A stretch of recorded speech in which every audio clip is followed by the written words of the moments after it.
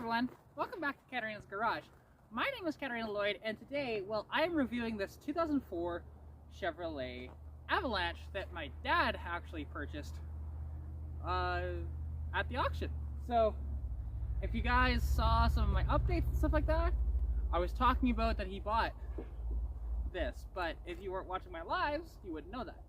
So yeah, this is a 2004 Chevrolet Avalanche. The Avalanche was made from 2001 to 2012. They all came with V8s, whether it was the 4.8, the 5.3, or the 6.2, if I remember correctly. They may have even come with the 6-liter as well. But anyways, let's go over this thing and show you what's up with it. So these Avalanches are actually pretty neat because they're not your typical sort of pickup truck. The Chevrolet Avalanche is technically like a Tahoe or like a Suburban that just has the back end chopped off of it and turned into a pickup bed, right? So in a way it's a ute, but not really, because it's not really like a car frame or anything like that. But it is so comfortable, and the 5.3 under the hood has a bit of get up and go. This one, of course, has a little bit of rust and stuff like that, but for the price that my dad paid, this is very much worth it, right? And you know, what's kind of neat is like, because they all were kind of churched up like this, you know, they all had like this plastic lining for the most part that went all across it. Some people will take it off, and who knows, we might end up just taking this off, but we'll see. You know, inside, the seat's a little tatty and stuff like that, but it's very comfortable. You know, you got the Bose sound system, you got heated seats and everything. Oh yeah, it is freaking fantastic in this truck thing. So yeah, sorry about that. If we hop inside here, you know, it's fantastic.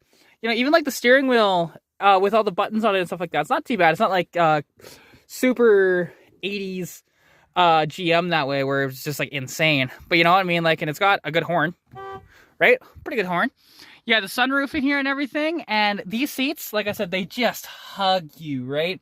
And you have adjustable lumbar, adjustable bolsters, everything. The back seats are even comfortable, and these could also come with a built-in DVD player. Now it's kind of cool, and I've been talking about this with my dad. He's like, you know what? I have a PS2 we could hook up in here. We could have some fun just playing on a little TV like this. Bring back the good old days, right? You know, your sun visors, they're pretty good size, and they got the lights and everything, and they got these little pull-outs here, so you can cover up the entire way for sun. But if we look under the hood, and something that I had difficulties finding the hood release, like over here when you actually want to like open it up, right? And after a little bit of looking on the internet, I found where it was. Because you'd expect, it to be like up here or something like that. No, it's actually underneath here.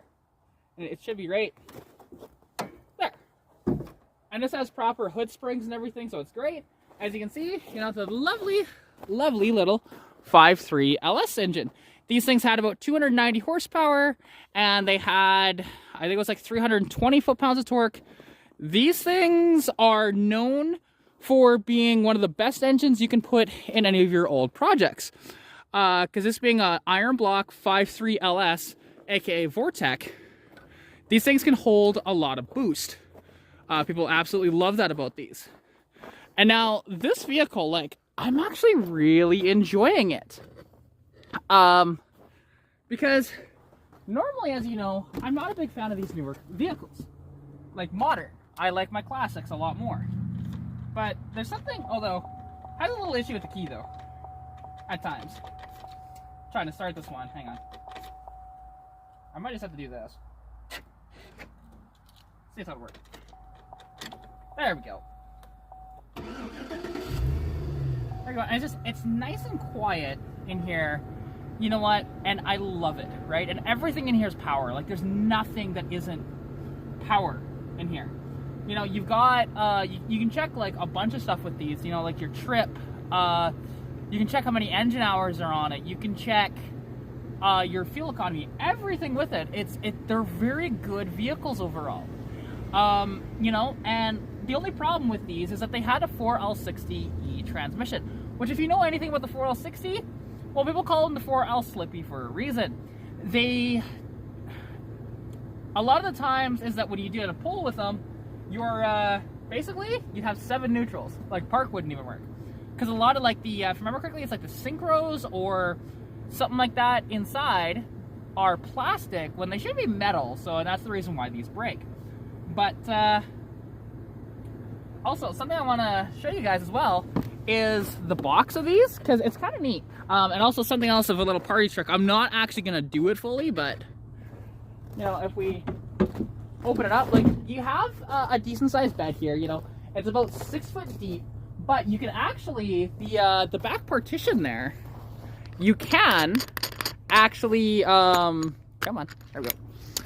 You can actually fold that down and fold the glass, or you can take the glass out in the back, and then you have a full pass-through into it, resulting in an 8-foot bed. It's freaking awesome, and I love these trucks, honestly. They're pretty cool. And plus, they all came with like these kind of tonneau covers, typically, too. They're very easy to come off. You know, you'd have 2 handles. This one's broken, but you have 2 handles, and they just all come off in sections, right? It's pretty cool. So yeah, we shall see with this one. But anyways, let's get it on the road and see what's up with it.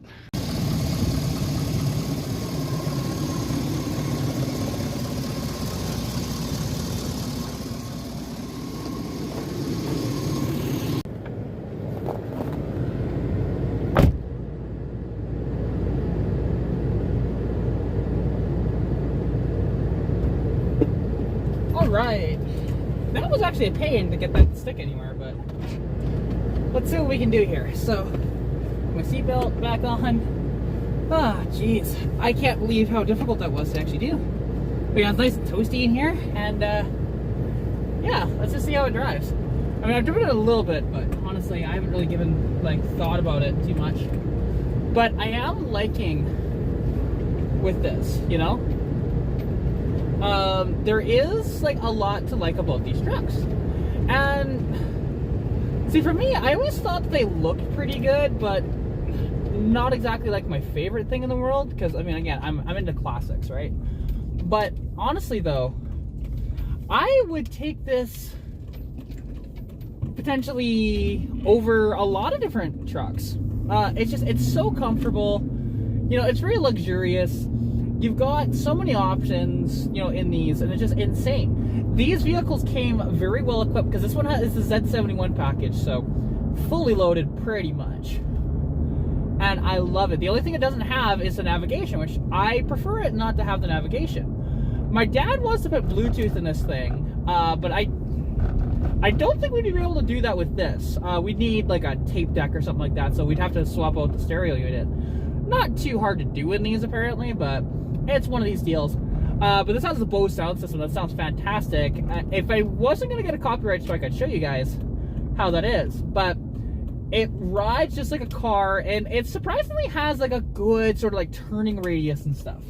It's not anything that is too bad when it comes to that. Also, this vehicle itself, it doesn't feel as big as what it is. Like this vehicle, you know, these things are about, you know, 18 feet long, give or take, but it only feels like it's like maybe 16 foot or so, because that's just the way that it drives and everything. And these do have a bit of get up and go too with their you know, the LSs in them, even when they're bone stock. And this one's bone stock, you know, 250,000 kilometers on it, so really not that high a mileage considering some of these LSs I've seen go for 400, 500, 600,000 kilometers or more. But I do like this, and like we're gonna do a little bit of an acceleration test. We're gonna do a 0 to 62 mile an hour, aka 0 to 100 kilometers an hour in this thing, and we'll see how it is. But even like the way it handles and stuff like that, because yes, you are elevated and you are on 31-inch tires on this, but how it goes around corners, it's actually not too bad. Like, yeah, it's not a sports car. No, it's definitely like a truck, right? But the body roll is less than I would have imagined, you know, and I have all the confidence in the world to take like this corner as an example, you know, with it. But I am going to brake a little bit because it is a little bit icy down here. But I have the vehicle in 4 high right now. Okay, we're going to stop here and make sure we get to 0. Okay, 3, 2, 1, go. All right, that's 40 kilometers, 60, 80, and that is 100 kilometers an hour. So that is 0 to 62 in, what is that, like about 8-9 seconds or so? It doesn't have like too much acceleration off the hop, but then once you actually get the revs up, it really comes into its own. And I really like that about this thing. And of course, like the off-road capabilities of these are actually pretty good as well. Now, I'm not really going to show that all that much, but we are going to take it on a bit of gravel, and we'll see just how nice it actually is. Because my dad was talking about how when he was driving it, it just like over the bumps, he wasn't really feeling anything. And case in point, even the little bumps here, you're really gonna, okay, I thought he was turning, yeah, hang on, buddy. I know you need here. There you go.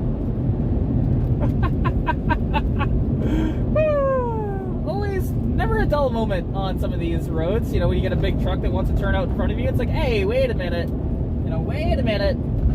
But, yeah, and I honestly, I like driving on this road. It's too bad it's starting to get a little beat up now.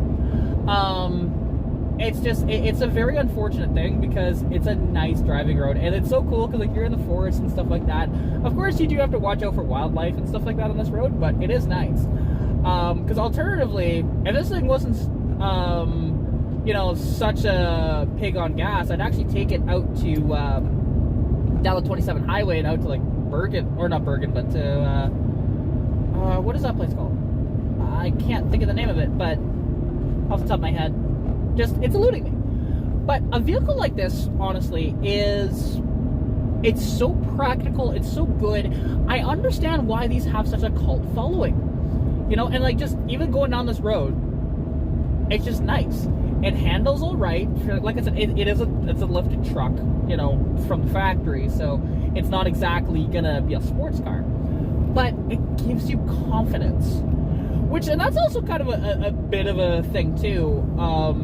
When there's gonna be these people that, you know, they will think that they know how to drive a vehicle very well, and like they'll go ham on something like this, but in reality, that's not the case. Like, they might have issues with driving this at like full tilt if they're not still a good driver.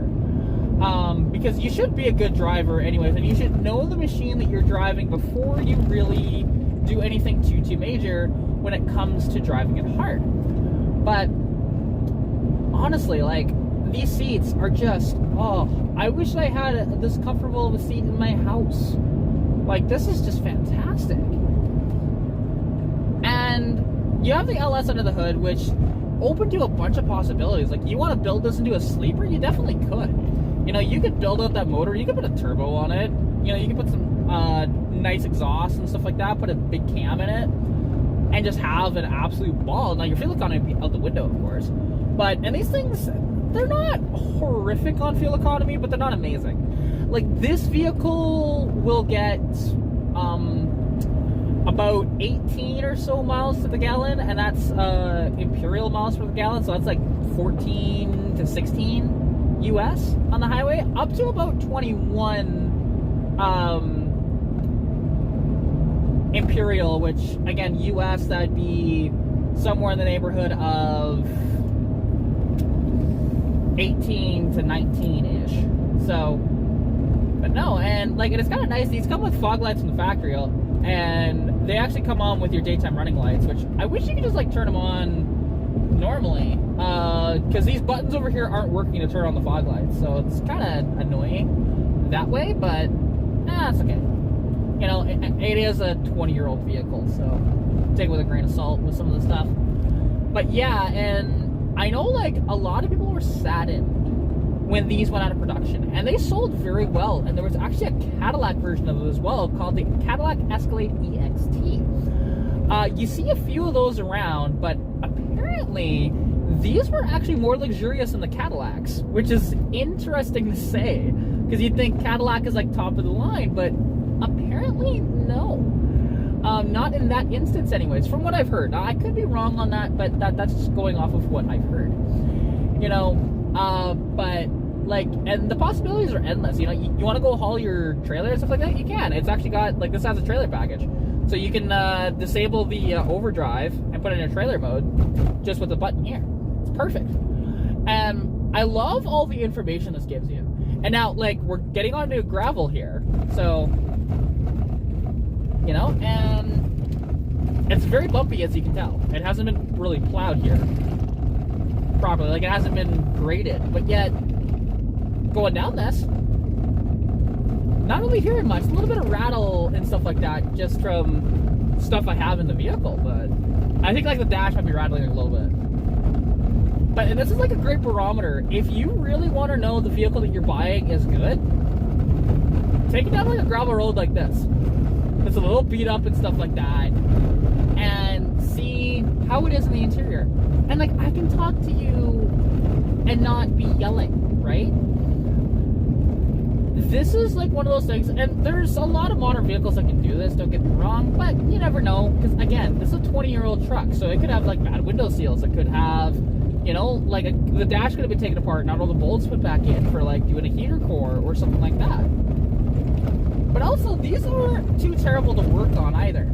You know, you've got this LS under the hood, which is just a pusher-rod V8 that, you know, it does have fuel injection and everything, but it's really not that bad. And when these engines typically don't go wrong, but when they do, you can pick up another one for like $800. You know, you can find these in the junkyard all day long. It's quite nice. The 4L60, you know, you can get that rebuilt for like $2,000 and have it like upgraded at that point.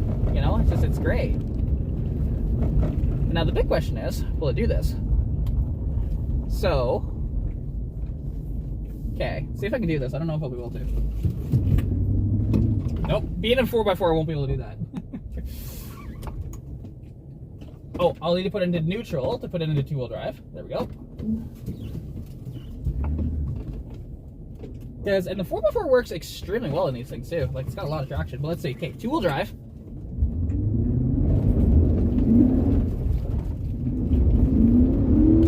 Oh yeah, it's spinning. Let's go. No, that, like, you could spin it around a little bit. Obviously, I didn't do a very good job of that, but yeah, if you really want to, you definitely can.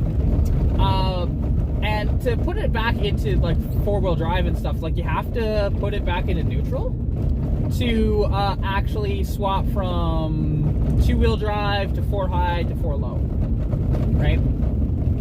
But yeah, no, it's definitely one of those things that, like, and with the 4x4 on, it works fantastic. Now this thing has they're cheapy tires. They're like Westlake Winters, but that's fine. You know, it does the job, and you know, I don't have a gripe with that at all. Actually, Westlakes are okay tires. But a vehicle like this is definitely, I'd say, worth buying. Now, you can pick these up anywhere between $2,500 Canadian to around $15,000 Canadian, just depending. This is on the lower end of the scale. This vehicle, my dad bought at auction for $2,757, which is a phenomenal deal, honestly. Like, this vehicle is worth probably somewhere around $4,000, maybe $5,000, just with a little bit of body damage it has, and that sort of thing. But the windshield itself, like, he got a really good buy here because he bought this sight unseen. I was actually at the auction, and he didn't let me know that he bought this. I was screwing around with this Dodge that he was interested in. And it was just kind of funny that way, that he called, like, he sends me a message saying that he bought this, and, like, he sends me a screenshot of it. You know, and I was quite happy that he bought this because, hey, it's a truck, and I can do truck-like things with it. You know, I'm just going to put it back into 4 high here. Oh, yeah, right. Neutral. There we go. Back into drive.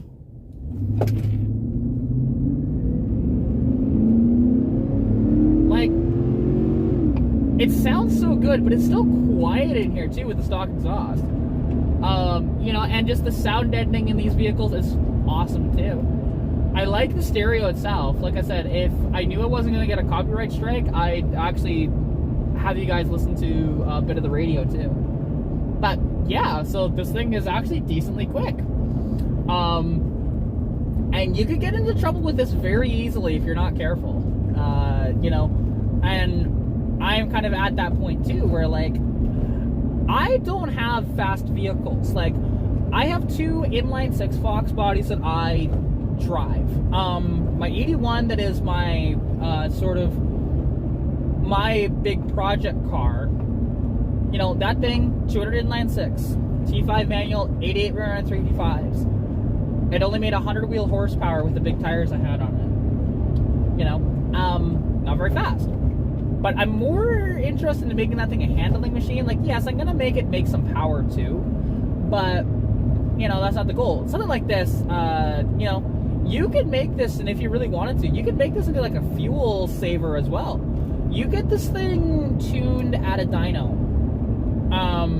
and you ask them, I want like a fuel economy tune with this.